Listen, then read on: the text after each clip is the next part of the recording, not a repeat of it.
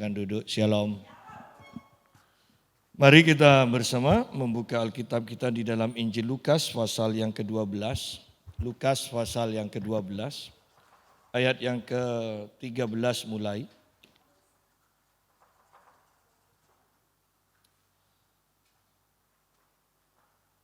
Seorang dari orang banyak itu berkata kepada Yesus, "Guru, katakanlah kepada saudaraku supaya ia berbagi warisan dengan aku." Tetapi Yesus berkata kepadanya, "Saudara, siapakah yang telah mengangkat aku menjadi hakim atau pengantara atas kamu?" Katanya lagi kepada mereka, "Berjaga-jagalah dan waspadalah terhadap segala ketamakan. Sebab walaupun seorang berlimpah-limpah hartanya, hidupnya tidaklah tergantung daripada kekayaannya itu." Kemudian ia mengatakan kepada mereka suatu perumpamaan, katanya, "Ada seorang kaya, tanahnya berlimpah-limpah hasilnya.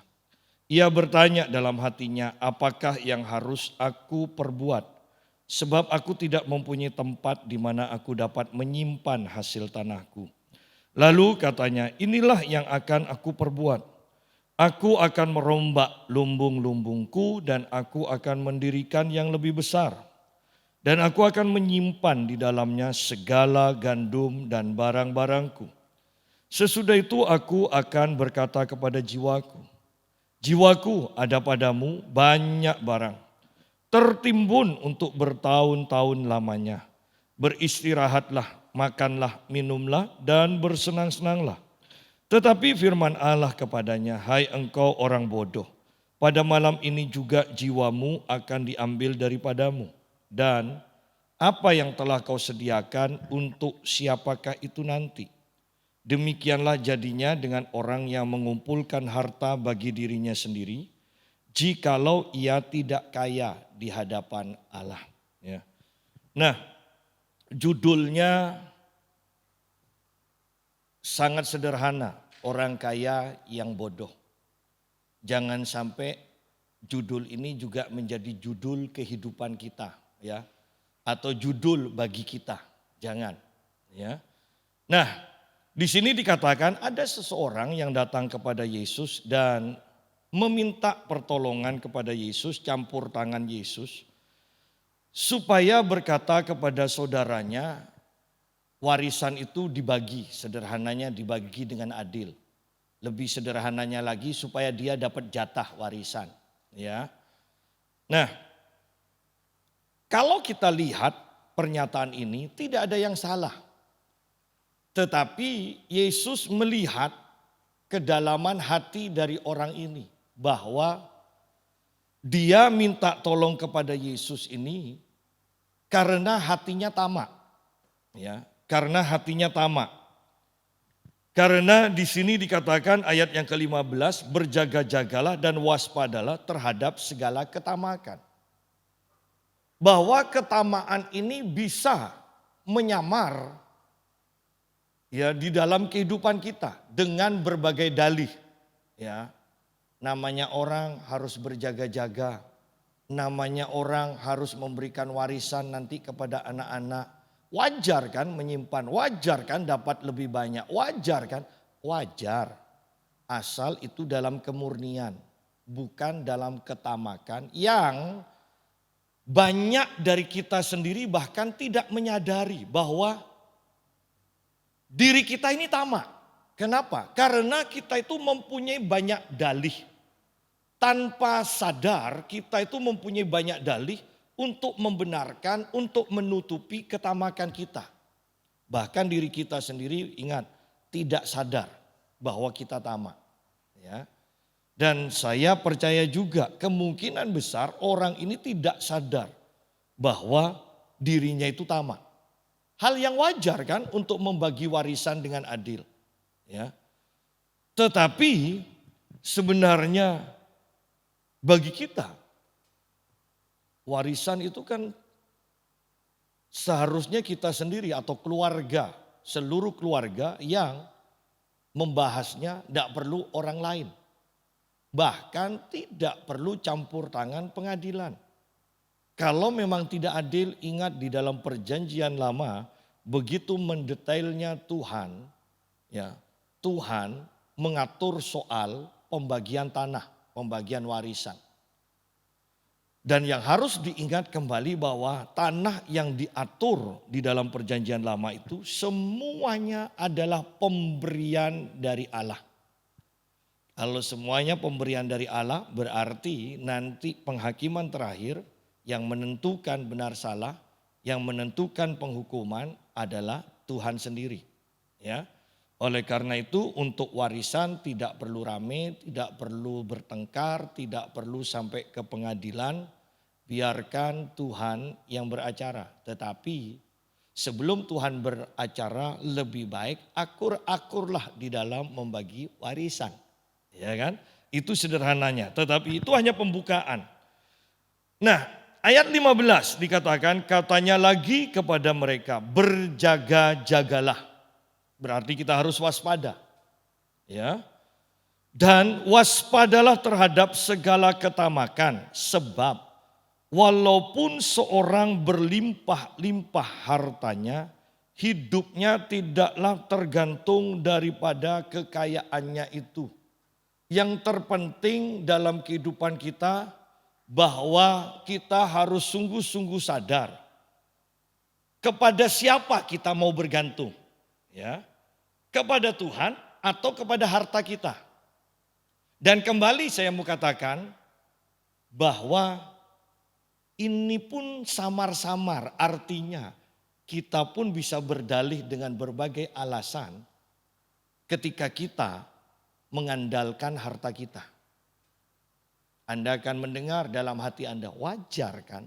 Wajar kan? Wajar, selalu seperti itu. Ya. Tetapi Tuhan Yesus mengatakan berjaga-jagalah dan waspadalah terhadap segala ketamakan.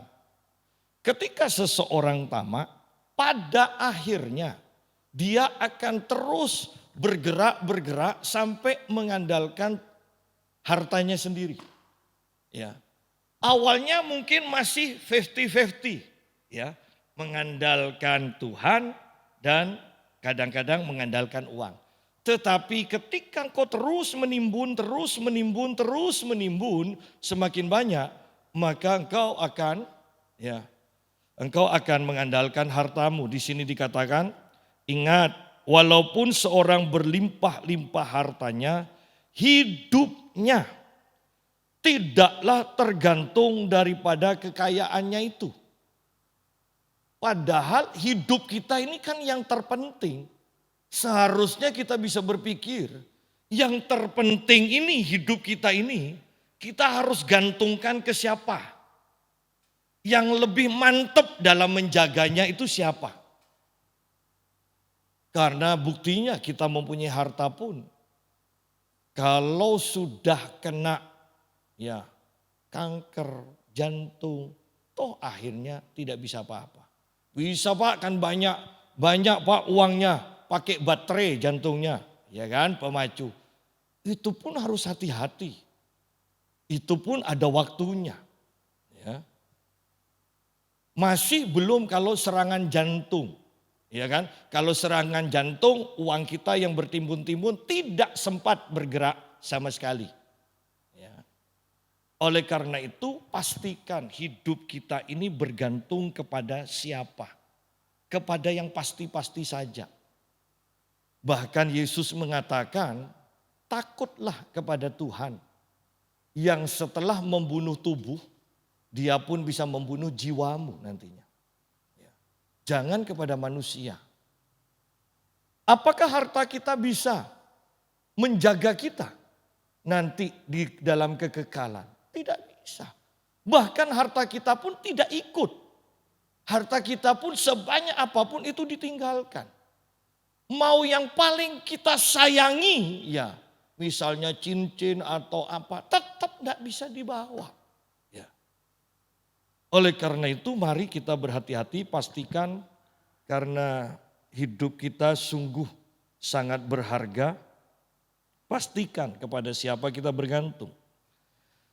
Walaupun seorang berlimpah-limpah hartanya, hidupnya tidaklah tergantung daripada kekayaannya itu.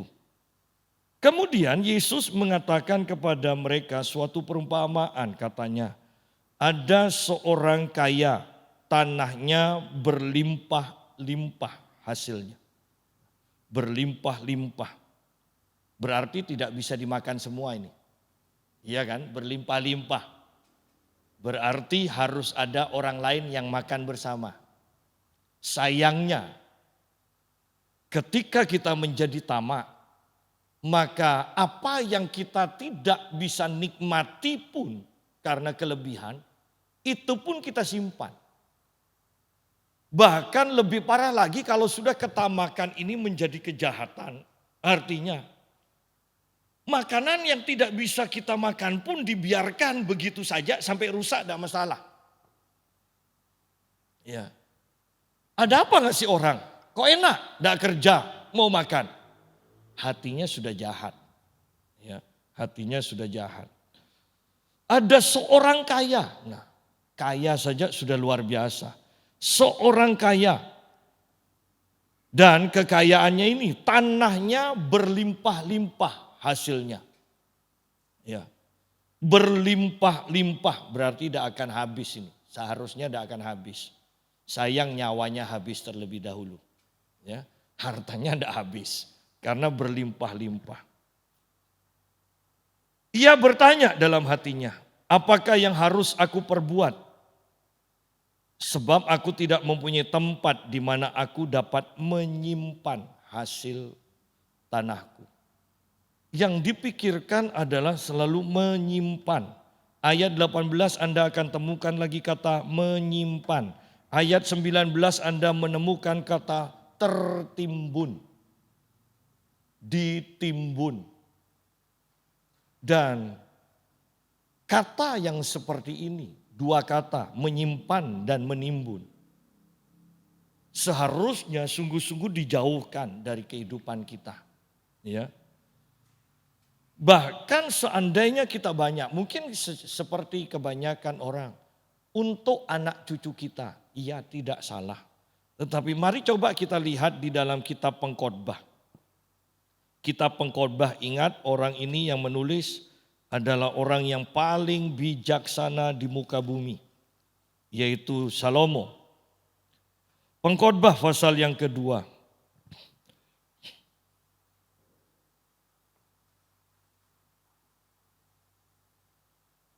Ayat 18 dan 19. Aku membenci segala usaha yang kulakukan dengan jerih payah di bawah matahari. Ya, berarti ini kekuatan manusia di bawah matahari tidak kekal. Sebab aku harus meninggalkannya kepada orang yang datang sesudah aku. Ini berbicara warisan. Warisan yang ditimbun oleh Salomo yang begitu kayanya untuk anak cucunya. Dan siapakah yang mengetahui apakah orang itu, artinya anak cucunya, pewarisnya itu berhikmat atau bodoh dalam mengatur warisan itu. Meskipun demikian ia akan berkuasa atas segala usaha yang kulakukan di bawah matahari dengan jerih payah dan dengan mempergunakan hikmat. Ini pun sia-sia dikatakan. Salomo mengatakan, aku menimbun banyak. Aku mempersiapkan ini, mau menyerahkan juga kepada pewarisku. Tetapi Salomo kemudian katakan, tetapi siapa yang tahu? Pewarisku ini berhikmat atau bodoh? Bisa ngatur kekayaan ini atau akan menghabiskan kekayaan ini? Bisa membawa kekayaan ini menjadi kebaikan atau membawa kekayaan ini menjadi kejahatan dalam kehidupannya. Kalau kita perhatikan banyak keluarga-keluarga yang merintis dari bawah, dengan tujuan supaya anaknya senang, supaya anaknya tidak bersusah payah, tidak salah. Dan kemudian anaknya menjadi penerus. Tetapi anaknya lagi, cucunya berarti generasi kedua setelah dia, ya, tidak tahu susahnya. Kalau anaknya kan tahu kan, ketika merintis orang tuanya dari susah sehingga dia bisa meneruskan. Tetapi cucunya, ya generasi kedua atau generasi ketiga berarti cucunya, taunya seneng. Papanya dari awal sudah seneng. Sehingga tugas cucunya adalah menghambur-hamburkan. Tidak tahu susahnya cari uang. Tidak tahu cara merintis. Ya. Dan kemudian kembalilah siklus. Mereka menjadi miskin. Nanti selanjutnya berusaha dari bawah lagi. Dan seperti itu. Kalau penerusnya adalah bodoh. Kata Salomo. Berarti kalau penerusku bodoh. Sia-sia aku menimbun ini, kata Salomo. Ingat, ini perkataan orang yang berhikmat. Berarti orang berhikmat itu karena dia selalu mengamat-amati apa yang terjadi. Mengamat-amati dan belajar dari kejadian demi kejadian. Ya. Seharusnya setiap kita bisa mengamat-amati dan belajar dari kejadian-kejadian di sekeliling kita. Kembali kepada Lukas pasal 12. Ada seorang kaya, 16. Tanahnya berlimpah-limpah hasilnya, ia bertanya dalam hatinya, apakah yang harus aku perbuat? Sebab aku tidak mempunyai tempat di mana aku dapat menyimpan hasil tanahku. Kata menyimpan berarti di sini dia sudah tidak mengetahui tujuan hidupnya yang ditentukan oleh Allah. Karena rencana Allah bagi setiap manusia adalah ini ayat 21. Demikianlah jadinya dengan orang yang mengumpulkan harta bagi dirinya sendiri jikalau ia tidak kaya di hadapan Allah. Terjemahan yang tepat mengatakan kaya bagi Allah. Ya, kaya bagi Allah. Jadi dia itu harus menjadi kepanjangan tangan dari Tuhan sendiri. Ya. Nah, kita tidak bisa menjadi kaya bagi Allah kalau yang utama saja kita sudah tidak mampu. Ingat kekristenan kita. Banyak orang berusaha untuk menjadi pemberi, tetapi lihat, perpuluhan saja mereka tidak berani. Padahal di sini Alkitab mengatakan begini, bahwa yang sulung ini akan menguduskan seluruhnya. Ya. Bahwa perpuluhan penting, iya itu penting, karena itu akan menguduskan uang yang kita pakai. Tetapi banyak orang tidak berani, bahkan beberapa jemaat di tempat ini pun ngomong dengan saya bahwa dia berkata begini, saya tidak berani, jujur Pak Yusa, perpuluhan saya itu bukan perpuluhan, saya hanya sekedar ngasih. Ya. Saya sekedar ngasih, itu bukan perpuluhan, saya tidak berani ngasih perpuluhan saya. Tetapi herannya, toh akhirnya jatuh juga. Hukum perpuluhan Anda mau pegang erat-erat pun ada caranya untuk keluar. Mending kalau hanya bangkrut. Saya takut. Ya. Saya takut kemudian sakit, uangnya habis, baru nyawanya habis. Tetapi ini memang hukum. Kemudian bagaimana kita berani memberi kepada orang lain kalau kita sendiri tidak bisa mengandalkan Tuhan. Lihat di sini. Perpuluhan bukan hanya berbicara soal uang. Tetapi berbicara soal mengandalkan hidup kita kepada Tuhan. Mengandalkan Tuhan. Itu sebenarnya. Dan dalam memberi perpuluhan, hati seseorang harus bersih. Karena kalau tidak, dia akan curiga kepada pendetanya, dia curiga kepada gereja, dan kecurigaannya bukan hanya sebatas curiga. Nanti omongan jahat, omongan yang kotor, itu bisa keluar juga. Ya. Oleh karena itu, bahwa lihat perpuluhan itu penting, itu akan menunjukkan kepada siapa kita mengandalkan. Ya. Kita mengandalkan siapa? Bahwa perpuluhan itu akan menjaga hati kita ini loh, tetap bersih.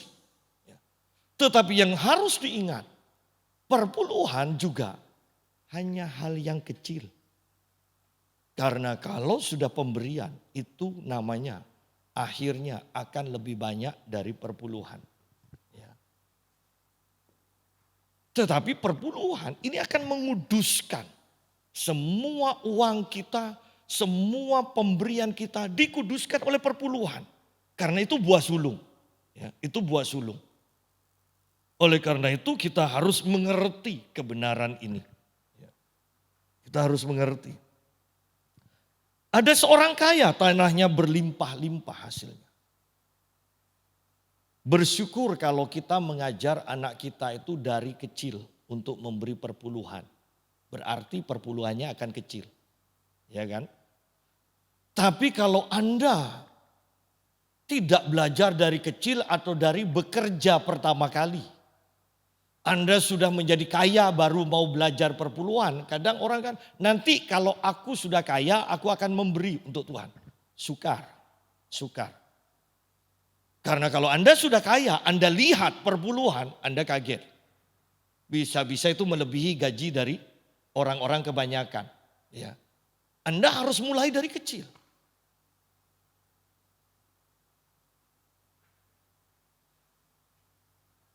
Ia bertanya dalam hatinya, apakah yang harus aku perbuat? Sampai di sini ini bagus.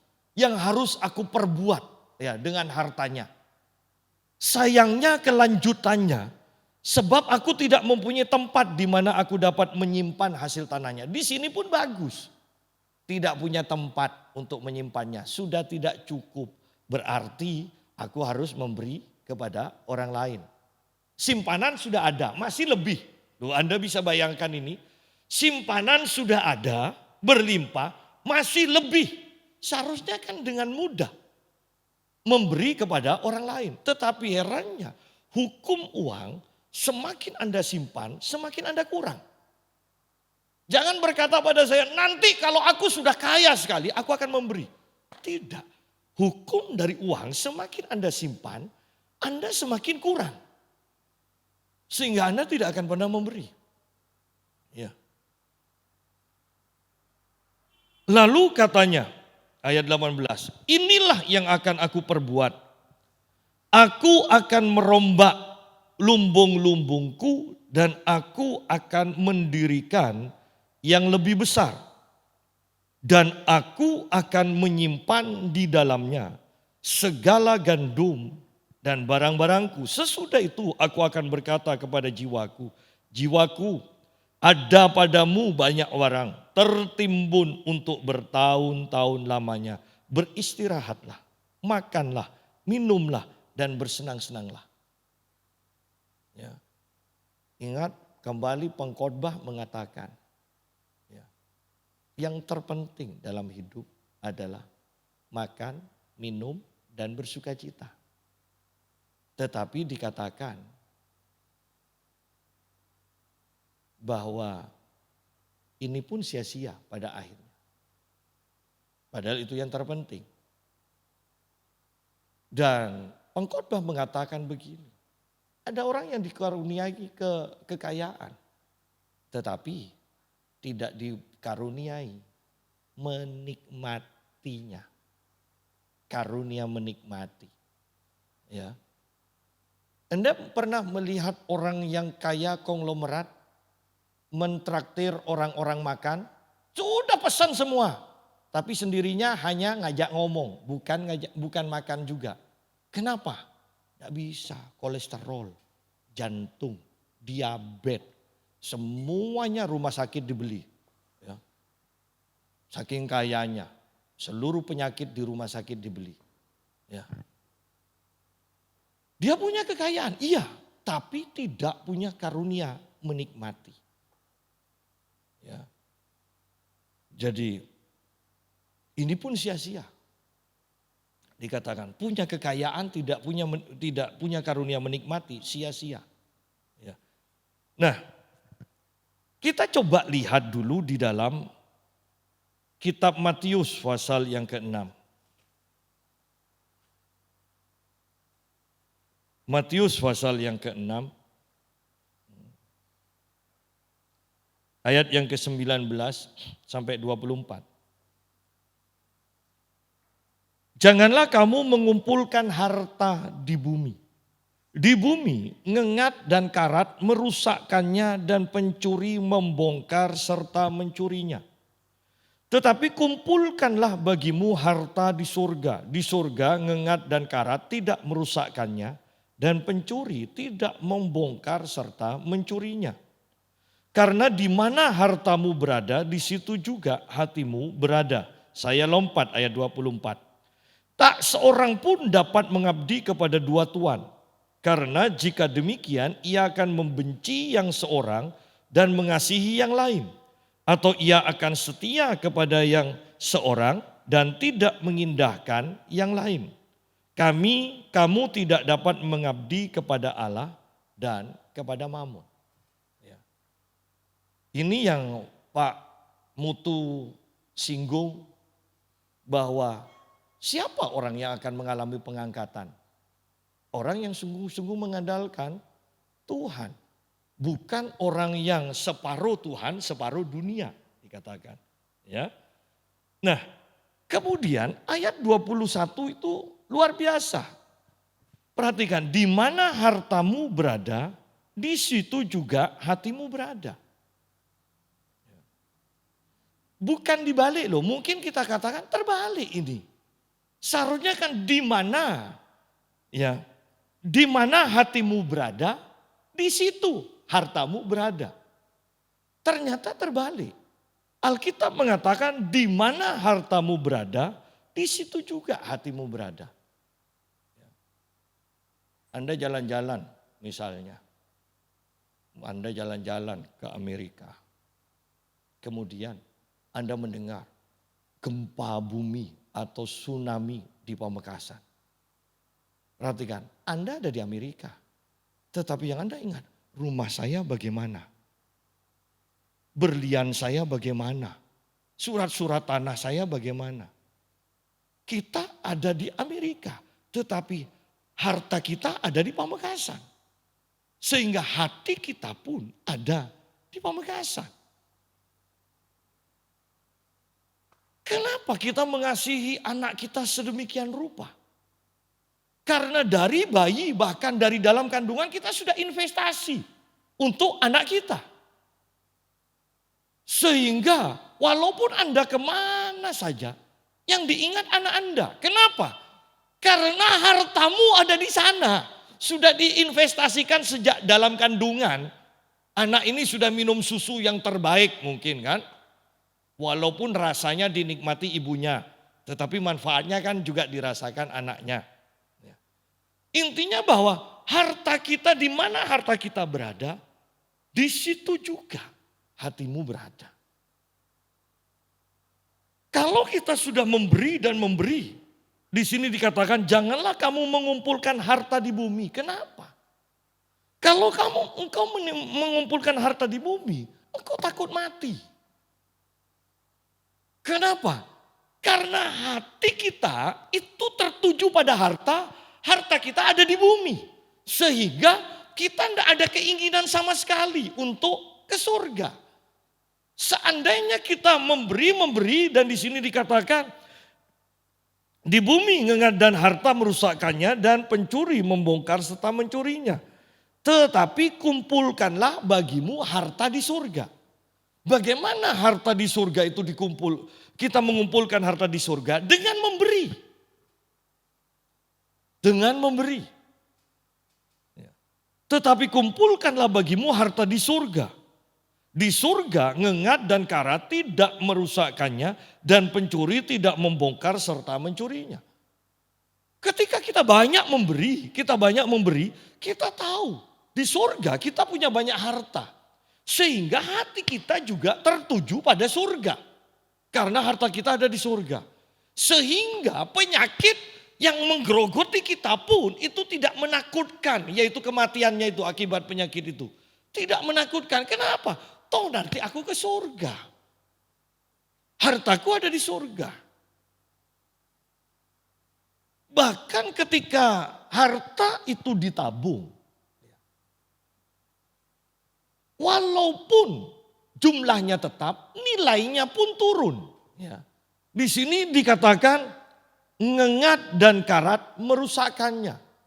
Anda beli baju yang termahal, tidak dipakai. Coba tidak dipakai. Ya. Kenapa? Mahal disimpan. Ya. Nanti aku wariskan ke anak cucu. Mungkin terlalu mahal untuk dipakai.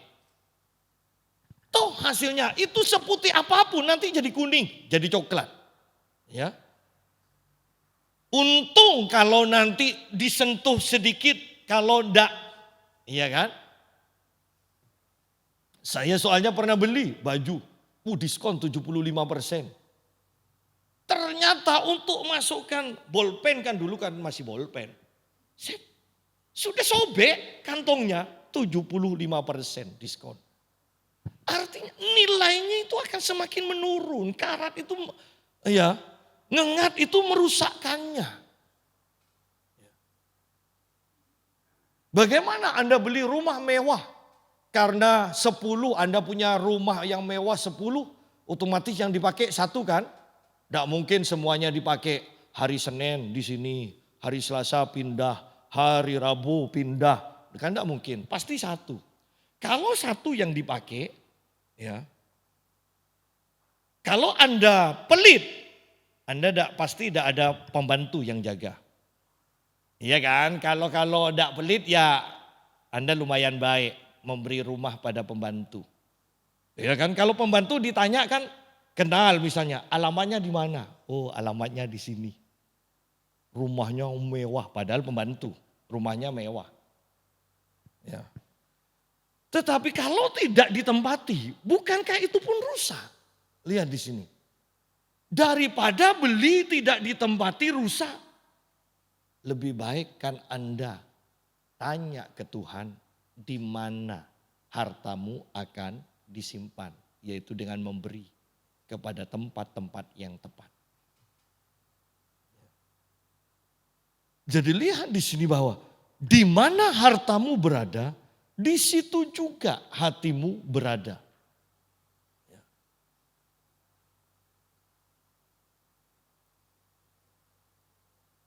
Oleh karena itu ini sangat penting sekali kita perhatikan. Bahwa ketika kita memberi dan memberi, misalnya di dalam pelayanan, di dalam gereja, Anda memberi. Anda akan mencintai gereja di mana Anda itu banyak memberi. Kenapa? Hartamu ada di sana.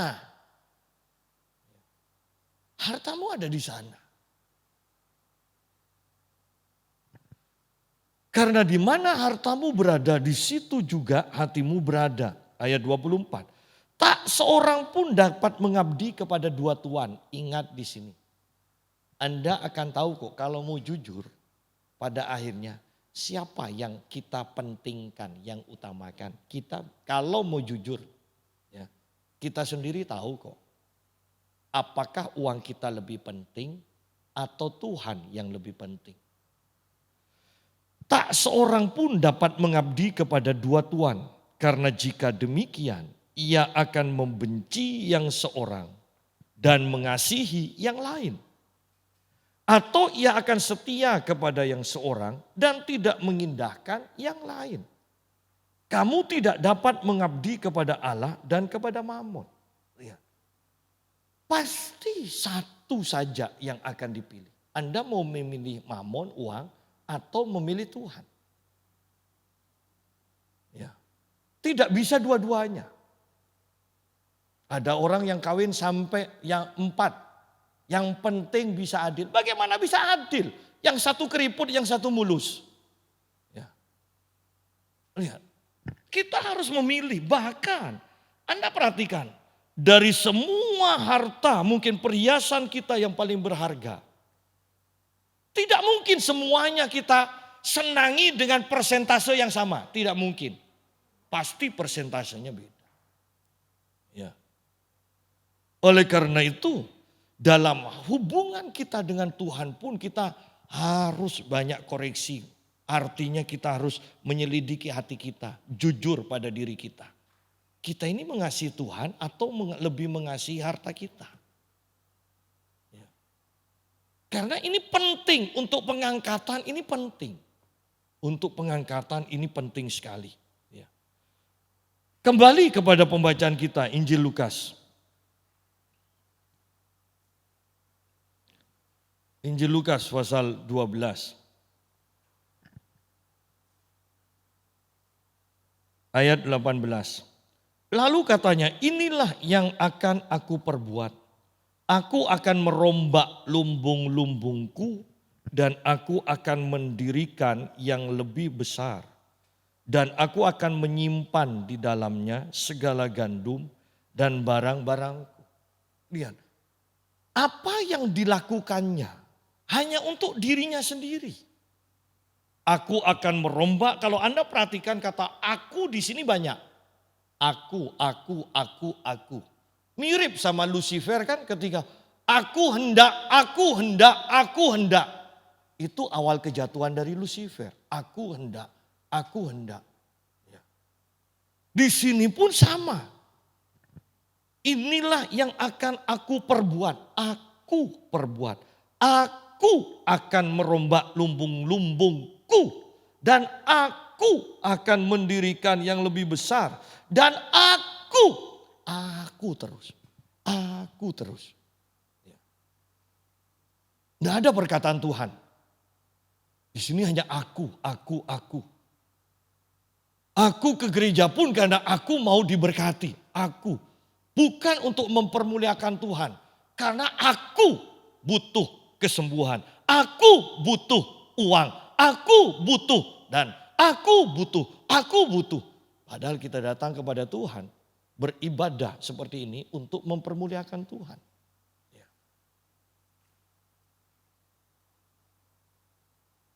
Apakah kita mengutamakan Tuhan? Ini akhir zaman. Ya. Jangan semuanya ditimbun. Kita harus juga memberi.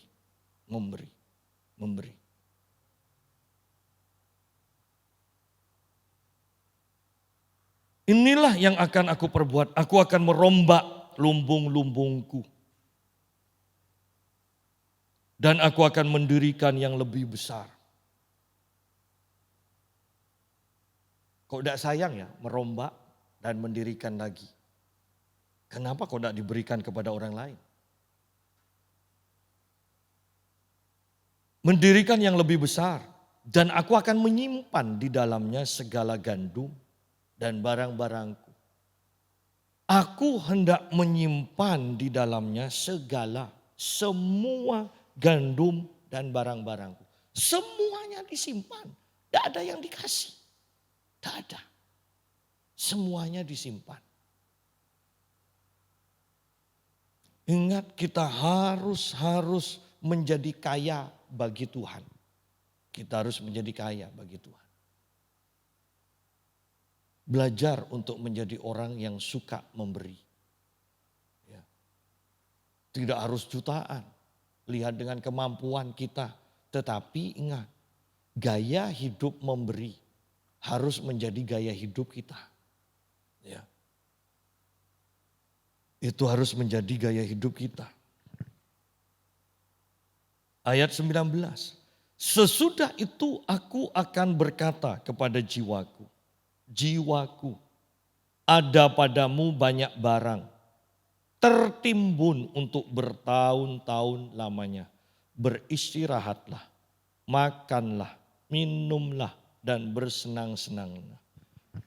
Hidupnya, jiwanya itu dipercayakan kepada hartanya. Bukan dipercayakan kepada Tuhan. Takut. Banyak orang takut untuk memberi. Memberi perpuluhan, memberikan persembahan-persembahan yang lain. Banyak yang takut. Ya. Saya sampai sekarang pun kalau ditanya sama istri saya, sebulan berapa kamu dapatnya? Sudah, jangan dihitung. Kalau dihitung agak takut juga. Tetapi dalam keadaan seperti itu pun Tuhan cukupi. Tetapi dalam keadaan seperti itu pun kami tidak akan mengubah gaya hidup kami. Yaitu gaya hidup memberi. Ya.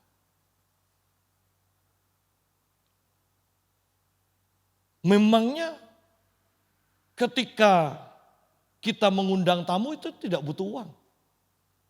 Ada jemaat yang memberi makan. Ya.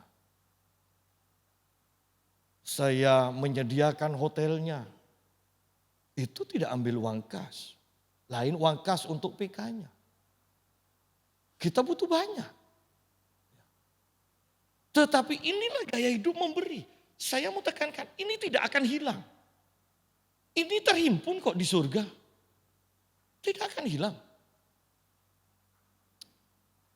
Saya bertanya kepada Pak Mutu, kepada Bu Lili. Karena saya mau ke Jakarta untuk sidang raya, itu harus hadir.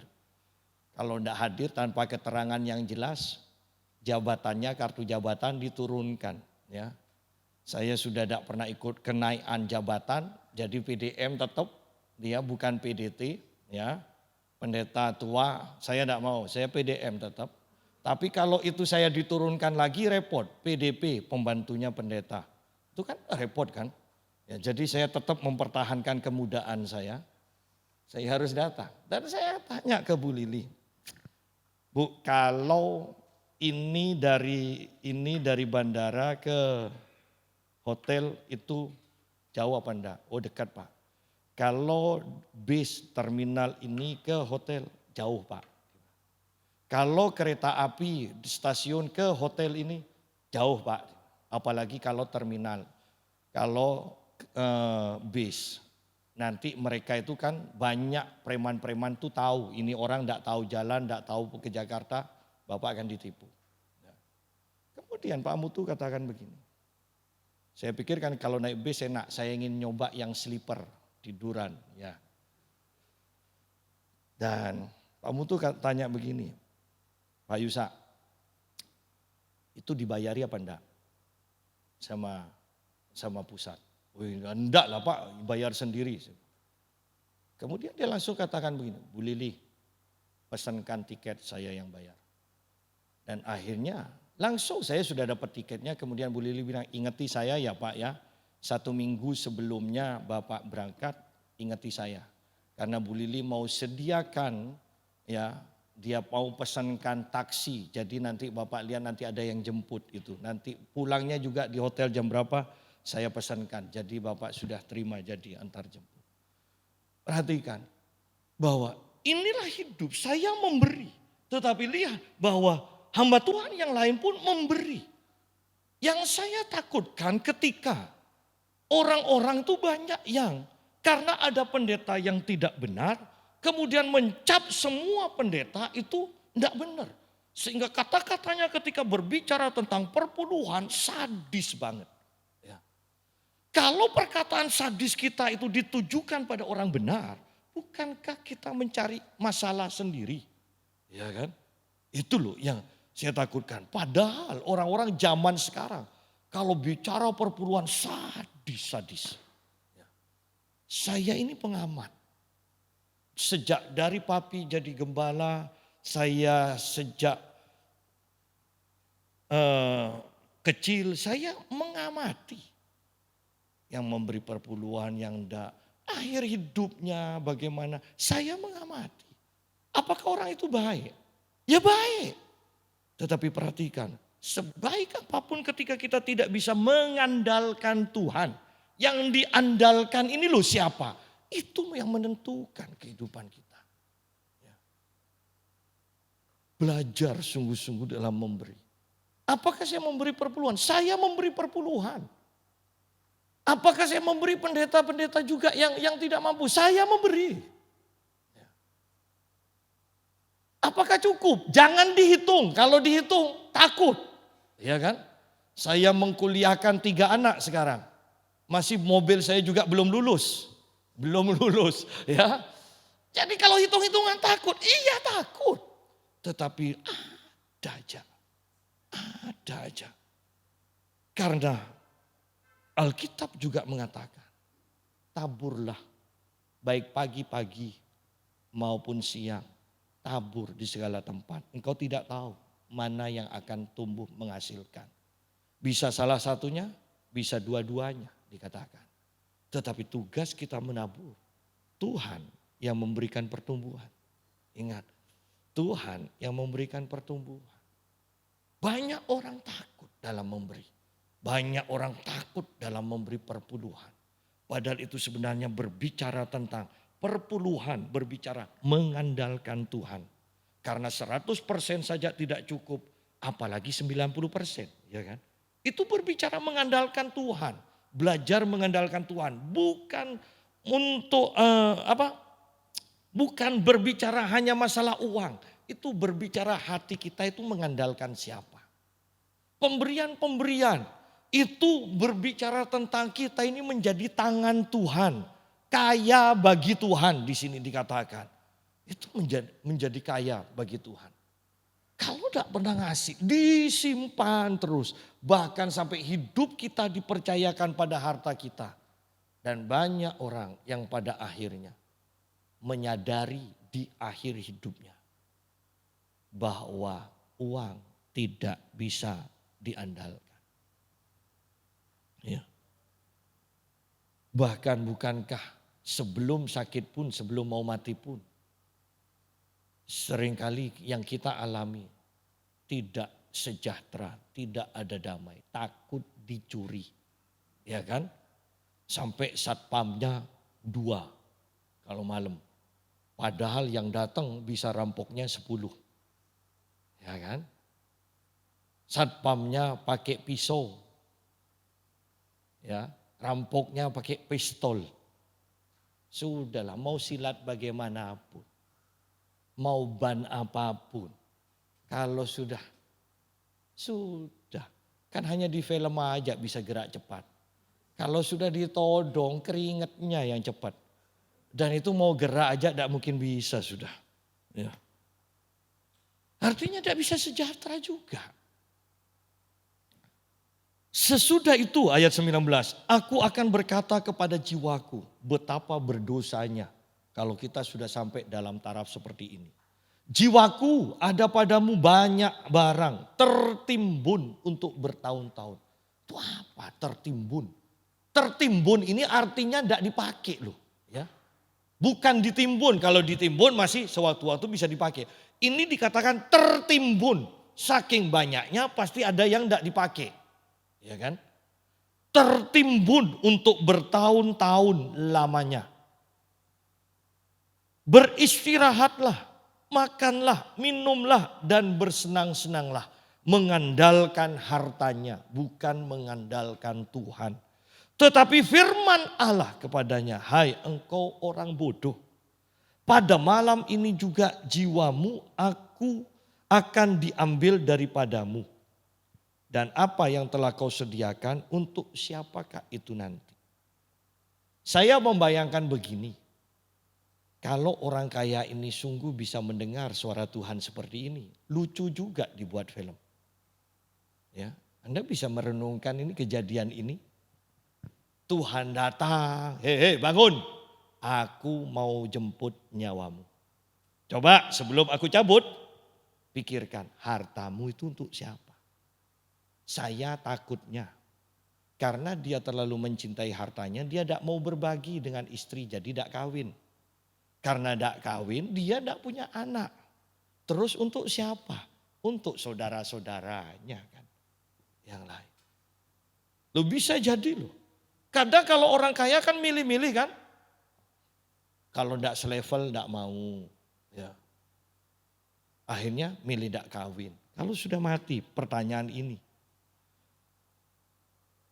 Dan apa yang telah kau sediakan untuk siapakah itu nanti? Untuk siapa itu nanti? Salomo mengatakan, kalau untuk orang berhikmat masih mending. Kalau untuk orang bodoh, betapa mengecewakannya. Ya. Oleh karena itu mari pikirkan hati kita. Kira-kira harta kita di surga banyak atau enggak? Loh ini harus dipikirkan. Untuk apa kita pergi ke surga tapi tidak punya harta? Untuk apa? Ingat loh, ayatnya jelas kok. Ya, kumpulkan harta di surga. Dan demikianlah jadinya dengan orang yang mengumpulkan harta bagi dirinya sendiri. Demikianlah jadinya dengan orang yang mengumpulkan harta bagi dirinya sendiri. Ya. Mati tidak membawa harta. Mati juga tidak punya tabungan di surga. Mati tidak masuk surga. Kenapa saya berani katakan tidak masuk surga? Karena di sini dikatakan karena tujuan kita hidup adalah menjadi kaya bagi Tuhan. Menjadi kepanjangan tangan Tuhan. Kalau kita tidak pernah memberi, maka kita tidak mengerjakan kehendak Tuhan. Rencana Tuhan dalam hidup kita. Berarti kita tidak kenal Tuhan. Kita tidak kenal Tuhan. Oleh karena itu mari. Selagi masih ada waktu, benahi hidup kita. Andalkan Tuhan, jangan andalkan harta kita. Belajar memberi dan terus memberi. Karena itu berarti kita mengumpulkan harta di surga. Ya, itu dinilai. Ingat jangan katakan dan jangan mau mendengarkan kata-kata orang yang mengatakan sia-sia kamu itu memberi seperti itu, melakukan itu. Sia-sia, tidak. Pemberian kita semuanya tercatat. Itu ada pembukuannya dengan jelas. Ya, itu ada pembukuannya dengan jelas. Karena kalau itu tidak dicatat, mari kita makan, minum dan mati. Ya. Tidak usah melakukan hal-hal yang hanya mengenakkan orang lain. Tetapi semuanya tidak sia-sia, itu dicatat. Itu tercatat. Ketika engkau memberi, kan kita tidak selamanya kan akan selalu punya uang. Ingat loh, bukan miskin. Ada kalanya orang kaya pun itu ya ada waktu-waktu tertentu di mana dia untuk mengeluarkan uang itu susah sekali. Kenapa? Karena ngepas semua. Ini harus dibayar, ini harus dibayar. Bukan bangkrut ya, ada waktunya. Nah, ketika Anda banyak memberi, ketika ada waktu-waktu seperti itu Anda alami, ada aja cara Tuhan untuk memberkati kita. Ada aja ya. Oleh karena itu jangan takut memberi. Jangan menjadi orang yang bodoh. Jangan menjadi orang yang kaya tetapi bodoh. Biarlah kita menjadi orang yang kaya bagi Tuhan. Menjadi kepanjangan tangan dari Tuhan. Jangan pernah takut miskin dalam memberi. Bahkan orang Buddha pun, seorang biksu mengatakan begini. Saya tidak pernah melihat orang-orang ini umat saya yang memberi itu kekurangan makanan di rumahnya. Ingat, ini orang Buddha, ini biksu. Saya belum berbicara tentang Yesus.